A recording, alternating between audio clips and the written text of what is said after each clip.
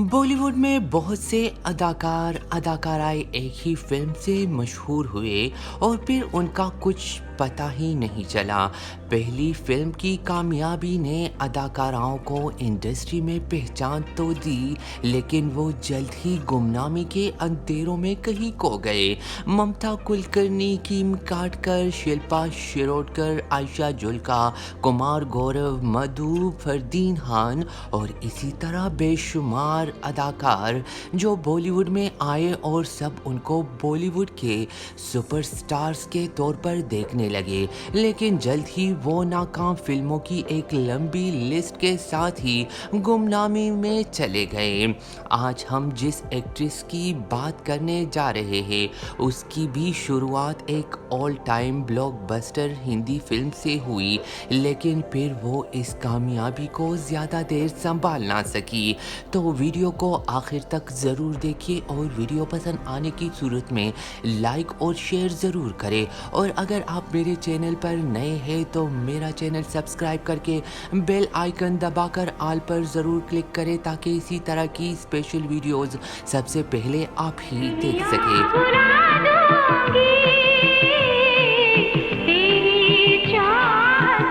तो बात करेंगे आशिकी फेम अनु अग्रवाल की। क्यों अनु अग्रवाल ने फिल्म आशिकी की कामयाबी के बाद अपने मेंटोर बने गॉडफादर महेश भट्ट की फिल्म में भी काम करने से इनकार किया? क्यों फिल्म के हिट होते ही अनु अग्रवाल अपने आप को दूसरी दुनिया की मखलूक समझने लगी? वो जो हॉलीवुड के पीछे भागकर हिंदी फिल्मों को रिजेक्ट करती रही, कैसे अनु अग्रवाल का गुरूर खाक में मिल गया जब हॉलीवुड से नाकाम होकर बॉलीवुड में ही काम ढूंढना शुरू किया? और क्यों बॉयफ्रेंड के धोखे से अनु अग्रवाल से करोड़ों रुपए लेकर भी उसे ज़िंदगी भर माजूर और मुख्ताज करके छोड़ गए वो बॉयफ्रेंड? आज की वीडियो में हम अनु अग्रवाल के बारे में वो बातें आपके साथ शेयर करने जा रहे हैं जो शायद ही आपको पता हो। दोस्तों, फिल्म आशिकी से न सिर्फ अनु अग्रवाल बल्कि हीरो राहुल रॉय, डायरेक्टर महेश भट्ट और म्यूजिक डायरेक्टर नदीम श्रवण को भी शोहरत की बुलंदियों तक पहुंचा दिया था। फिल्म का स्क्रिप्ट जब महेश भट्ट लिखने जा रहे थे तभी उसने इस फिल्म में हीरो हीरोइन के लिए एक मासूम और फ्रेश फेयर को लेने का मन बना लिया था। उन्हीं दिनों अनु अग्रवाल अपनी स्टडीज़ कंप्लीट कर चुकी थी। अनु अग्रवाल एक ब्राइट और अपने कॉलेज में गोल्ड मेडलिस्ट स्टूडेंट थी। अपनी हाइट और पर्सनैलिटी की वजह से ही अनु अग्रवाल ने जल्द ही मॉडलिंग स्टार्ट की और वो जल्द ही मॉडलिंग में आगे बढ़ती रही। अनु अग्रवाल को इंडिया में सभी ने तब नोटिस किया जब फेमस मैगजीन सोसाइटी के कवर पर अनु अग्रवाल की फोटो पब्लिश हुई जिसमें अनु अग्रवाल को इंडिया की पहली इंटरनेशनल सुपर मॉडल का नाम दिया गया था। अनु अग्रवाल तो थी इंडिया से, लेकिन वो मॉडलिंग ज़्यादातर यूरोपियन कंट्रीज़ में करती थी और कभी कभी इंडिया भी आती थी। इस दौरान अनु अग्रवाल की कुछ तस्वीरें महेश भट्ट ने देखी और उसको लगा कि अनु अग्रवाल उसकी फिल्म की हीरोइन के लिए एकदम सही चेहरा है। महेश भट्ट ने अनु अग्रवाल की मालूमात इकट्ठी करना शुरू की। उसे तभी पता चला कि अनु अग्रवाल उन दिनों चेन्नई में है। महेश भट्ट पहले कभी अनु अग्रवाल से नहीं मिले थे और चाहते थे कि वो अनु अग्रवाल से मिलकर उसको जान सके कि क्या वाकई अनु अग्रवाल उतनी ही मासूम है जैसे वो तस्वीरों में दिखाई दे रही है। महेश भट्ट ने चेन्नई में अपने एक दोस्त से राब्ता किया और उसको सब बताया। इत्तेफाक से महेश भट्ट का दोस्त अन्नू अग्रवाल को काफ़ी करीब से जानता था और उसने महेश भट्ट से अन्नू अग्रवाल की मीटिंग की सारी जिम्मेदारी कबूल की। महेश भट्ट पहली फुर्सत में ही चेन्नई चले गए और अपने दोस्त के घर, जहां पहले से अन्नू अग्रवाल मौजूद थी। असल में अन्नू अग्रवाल को महेश भट्ट के दोस्त ने डिनर पर इनवाइट किया था। अन्नू अग्रवाल महेश भट्ट को जानती भी नहीं थी क्योंकि वो इससे पहले महेश भट्ट से नहीं मिली थी। महेश भट्ट का दोस्त अन्नू अग्रवाल को महेश भट्ट के बारे में बता चुके थे, लेकिन उसने इतनी दिलचस्पी जाहिर नहीं की थी।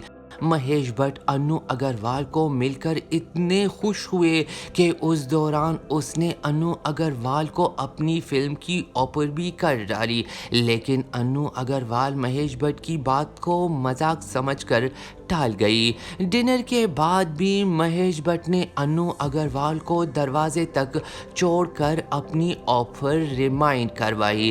फिर भी अन्नू अग्रवाल ने इस ऑफर को सीरियस नहीं लिया, लेकिन जब अगले ही दिन महेश भट्ट के दोस्त ने अन्नू अग्रवाल को कॉल करके अन्नू अग्रवाल को महेश भट्ट के साथ फिल्म की स्टोरी के लिए मीटिंग करने के लिए कहा, तो अन्नू अग्रवाल ने साफ इनकार किया। वो हिंदी फिल्मों में बिल्कुल भी काम नहीं करना चाहती थी। उसने महेश भट्ट के दोस्त से कह दिया कि वो अगले 3 सालों के लिए बिल्कुल भी फारिग नहीं, क्योंकि उसके पास पहले से ही यूरोप में मॉडलिंग के बहुत सारे कमिटमेंट्स है। महेश भट्ट के दोस्त ने अन्नू अग्रवाल को काफ़ी समझाया और सिर्फ एक बार उसको महेश भट्ट से मिलकर खुद ही ये सब बताने पर राजी कर दिया। अनु अग्रवाल महेश भट्ट से मिलने तो चली गई, लेकिन उसने पहले से ही फैसला कर लिया था कि चाहे कुछ भी हो वो फिल्म के लिए कभी भी हाँ नहीं करेगी।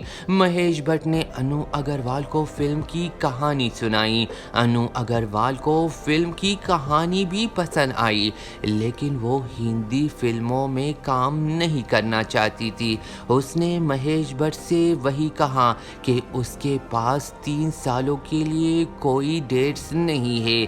इसी वजह से अगर वो 3 साल तक इंतज़ार कर सकते हैं तो ठीक है, वरना वो किसी और हीरोइन को लेकर इस फिल्म को मुकम्मल कर सकते हैं। महेश भट्ट ने अन्नू अग्रवाल को साफ कह दिया कि ये फिल्म बनेगी तो सिर्फ तुम्हारे साथ, नहीं तो ये फिल्म कभी भी नहीं बनेगी। महेश भट्ट की ये बात अन्नू अग्रवाल के दिल को लग गई और उसने उसी वक्त फिल्म के लिए हाँ कर दी और फिल्म आशिकी पर काम शुरू हुआ।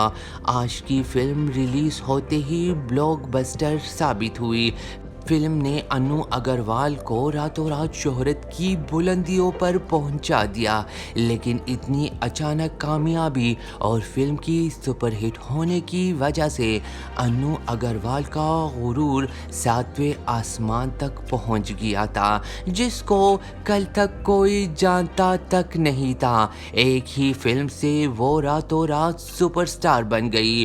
वो अन्नू अग्रवाल जिस जगह रहती कोई उसको देखता तक नहीं था, लेकिन फिल्म के सुपरहिट होते ही अन्नू अग्रवाल के घर के बाहर लाखों फैंस उसकी सिर्फ एक झलक देखने के लिए सुबह सवेरे जमा होकर इंतजार करते। इंडस्ट्री ने एक छोटे बजट की फिल्म ने बिजनेस के रिकॉर्ड्स बनाने पर सबको हैरान कर दिया था।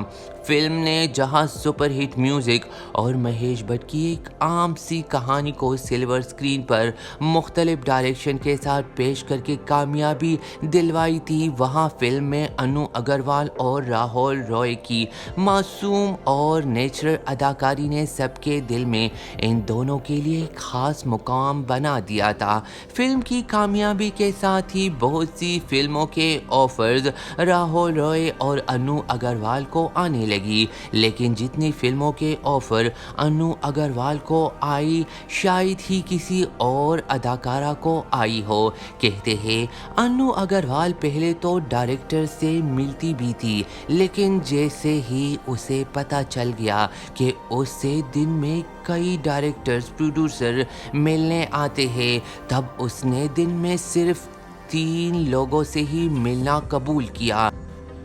कहते हैं उन्हीं दिनों महेश भट्ट एक ऐसी फिल्म की स्क्रिप्ट अनु अग्रवाल के पास लेकर गए जो बकौल महेश भट्ट के आशिकी फिल्म का ही अगला पार्ट था।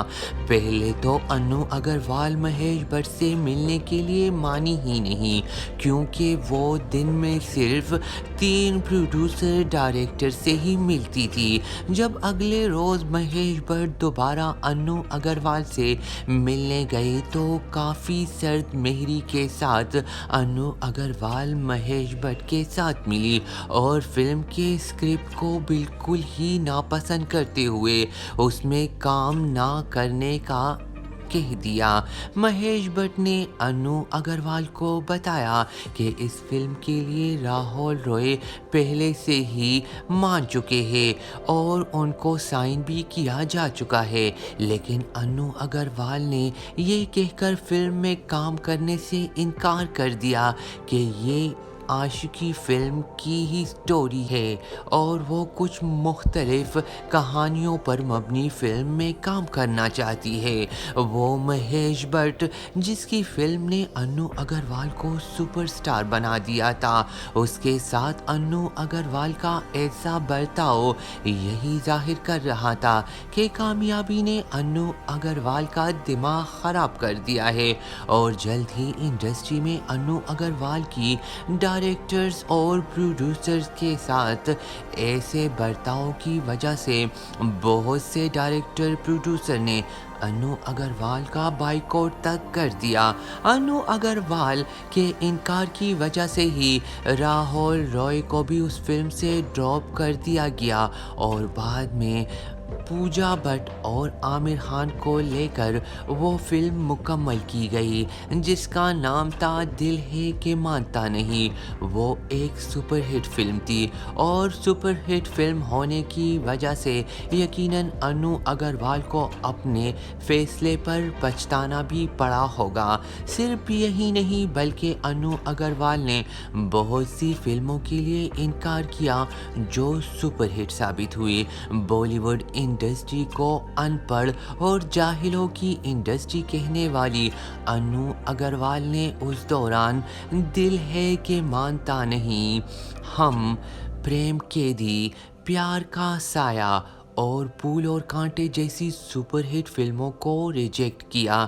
अनु अग्रवाल के बॉयफ्रेंड ने उसके जहन में ये बात बिठाई थी कि अनु अग्रवाल को हॉलीवुड में काम करना चाहिए क्योंकि वो ऑलरेडी एक फेम हासिल कर चुकी है और अब उसे हॉलीवुड की फिल्मों में किस्मत आजमाई करनी चाहिए। और इस तरह अनु अग्रवाल ने एक बड़ा अमाउंट देकर हॉलीवुड में काम के लिए एक एजेंसी से कॉन्ट्रैक्ट किया और वो अपने आप को हॉलीवुड की फिल्मों की हीरोइन देखने लगी, वो भी सिर्फ ख्वाबों में। बहुत इंतज़ार और जद्दोजहद के बाद आखिरकार अनु अग्रवाल को एक फिल्म द क्लाउड डोर मिली जो सिर्फ और सिर्फ एक शॉर्ट फिल्म थी जो सिर्फ फेस्टिवल्स में ही दिखाई गई और इस तरह उसके हॉलीवुड की फिल्मों की हीरोइन का ख्वाब सिर्फ ख्वाब ही रह गया।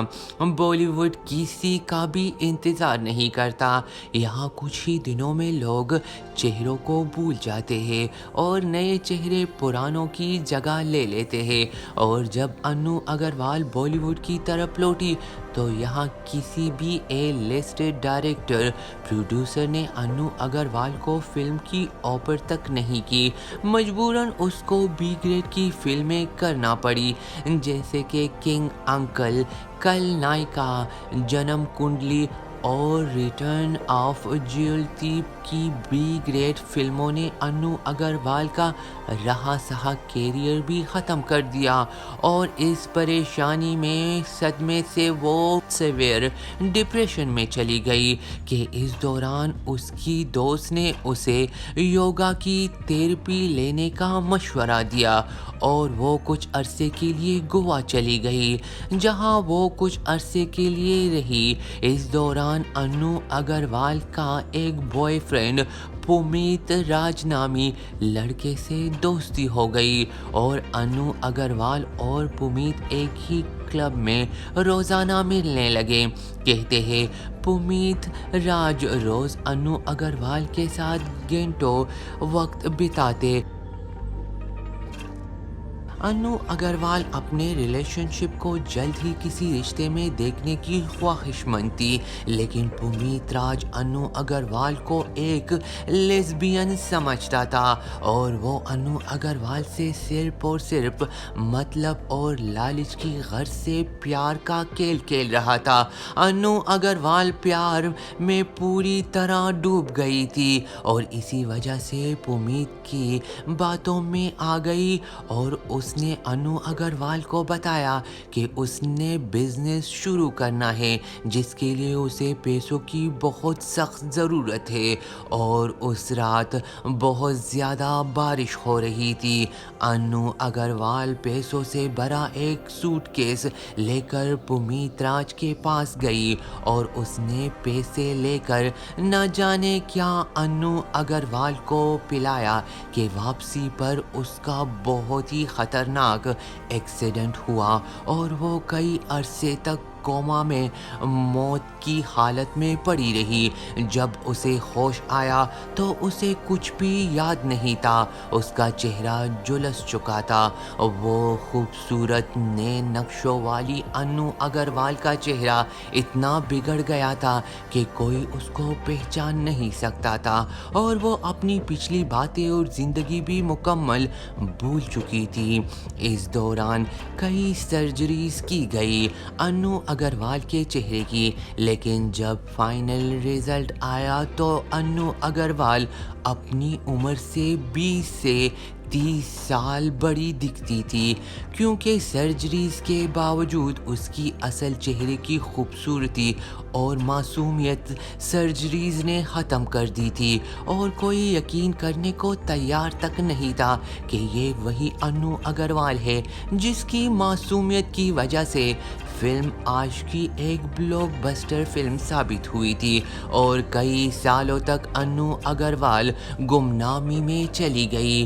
किसी भी मीडिया के सामने या किसी भी न्यूज़पेपर को इंटरव्यूज़ तक नहीं देती थी और ना ही अपनी तस्वीरें खींचने की किसी को इजाज़त देती थी और ना ही आज तक अन्नू अग्रवाल के उस बॉयफ्रेंड का कुछ अता पता चला कि वो कौन था और कहाँ चला गया।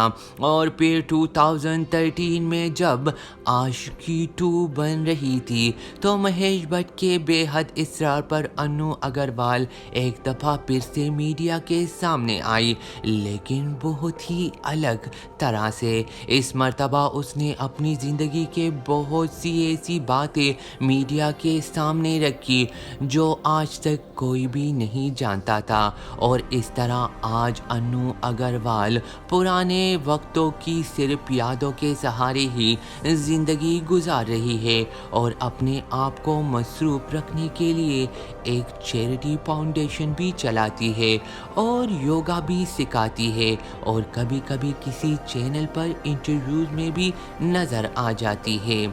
तो ये थी बॉलीवुड की आशिकी फेम गर्ल अन्नू अग्रवाल की कहानी। आपको क्या लगता है, अन्नू अग्रवाल अगर अपने उरूज के वक्त बॉलीवुड को कमतर समझने के बजाय बॉलीवुड में ही फिल्में करती तो आज अन्नू अग्रवाल कहाँ होती? अपनी राय का इजहार कमेंट्स बॉक्स में ज़रूर कीजिए और साथ ही मेरा यूट्यूब चैनल सब्सक्राइब करके बेल आइकन दबाकर ऑल पर ज़रूर क्लिक करें ताकि इसी तरह की दिलचस्प दिलचस्प और मालूमाती वीडियोस सबसे पहले आप ही देख सके।